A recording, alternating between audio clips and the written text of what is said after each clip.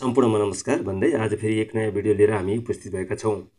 आजको भिडियोमा सान्वी इनर्जीले आइपिओ कहिले बाँडफाट गर्नुभएको छ त यसको बारेमा छोटो जानकारी रहनेछ र लगत्तै असार महिनाभित्रै तीनवटा कम्पनीहरूले आइपिओ निष्कासन गर्ने अनुमति नेपाल धितोपत्र बोर्डबाट पाइसकेका छन् र ती कुन कुन कम्पनीहरू रहेका छन्, साथै यी कम्पनीहरूले के कति किता सेयर निष्कासन अनुमति पाएका छन् र कहिलेदेखि आइपिओ बिक्री गर्दैछन्, यी सबै विषयहरूको बारेमा सम्पूर्ण जानकारी दिनेछौँ।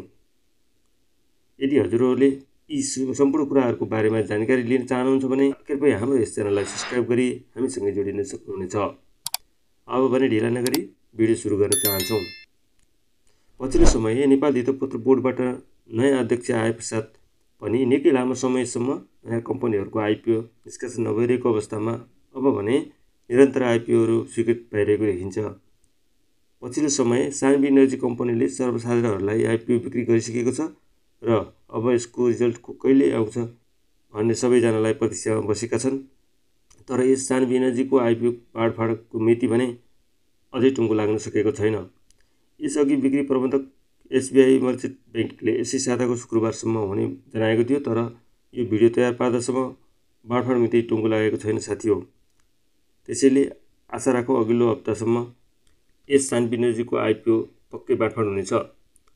तर यस सान्वी इनर्जीको आइपिओ हात पार्न भने भाग्यकै भर पर्नुपर्ने हुन्छ, किनकि यसमा कम्पनीको मागभन्दा 10.71 गुणा बढी आवेदन परेको छ। यसको आइपिओमा 21,08,232 जनाले कुल 2,58,90,620 किताका लागि आवेदन परेको छ, जसमा 2,41,520 जनाले मात्र यसको सेयर हात पार्नेछन् भने बाँकी 18,66,702 जनाको हात भने खाली हुनेछ। त्यसैले यस कम्पनीको सेयर हात पार्नु हुने साथीहरूलाई अग्रिम बधाई भन्दै अब कुरा गरौँ असार महिनामा आइपिओ निष्कासन गर्ने तीनवटा कम्पनीको बारेमा जानकारी। यी तीनवटै कम्पनीहरू जलविद्युत कम्पनी रहेका छन्।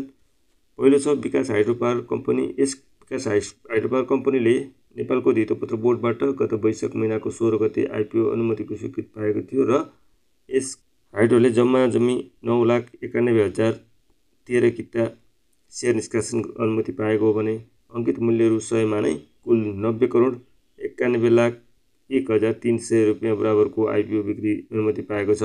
यसको बिक्री प्रबन्धकमा प्रभु क्यापिटल रहेको छ। हाल यस विकास हाइड्रो कम्पनीले पछिल्लो चरणमा वैदेशिक रोजगारीमा रहेका नेपालीहरूलाई आइपिओ बिक्री गरी बाँडफाँडको तयारीमा रहेको छ। यदि हजुरहरू वैदेशिक रोजगारीमा रहनुभएको छ र यसको आइपिओ भर्नुभएको छ भने अब छिट्टै अर्थात् आगामी सप्ताहमा आइपिओ बाँडफाँड हुने सम्भावना छ। यो थियो विकास हाइड्रो पावरको बारेमा। दोस्रोमा छ हिम स्टार ऊर्जा कम्पनी। यो कम्पनीले पनि नेपाल धितोपत्र बोर्डबाट जेठ महिनाको 9 गते आइपिओ बिक्री गर्ने स्वीकृति पाएको थियो। यस कम्पनीले करिब 37,30,000 किता सेयर निष्कासन गर्न अनुमति पाएको छ र यसको कुल 3,73,000 रुपियाँ बराबरको सेयर निष्कासन गर्नेछ भने रु 100 रुपियाँ अङ्कित मूल्यमा अब छिट्टै नै पहिलो चरणमा वैदेशिक रोजगारीमा रहेका नेपालीहरूको लागि आइपिओ निष्कासन गर्ने तयारीमा रहेको छ।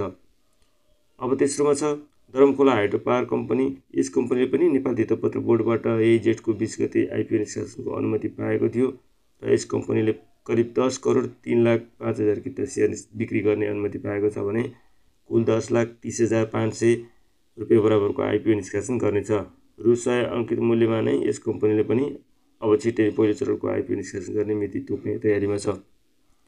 यी माथि उल्लेख तीनवटा जलविद्युत कम्पनीहरू असार महिनाभित्रै आइपिओ निष्कासन गर्ने हुँदा हजुरहरूले केही समय भने प्रतीक्षा गर्नुपर्ने हुन्छ। हस् त आजलाई यति नै। यतिन्जेल भिडियो हेरेर साथ दिनुभएकोमा विशेष धन्यवाद भन्दै फेरि नयाँ भिडियोमा भेट हुनेछौँ।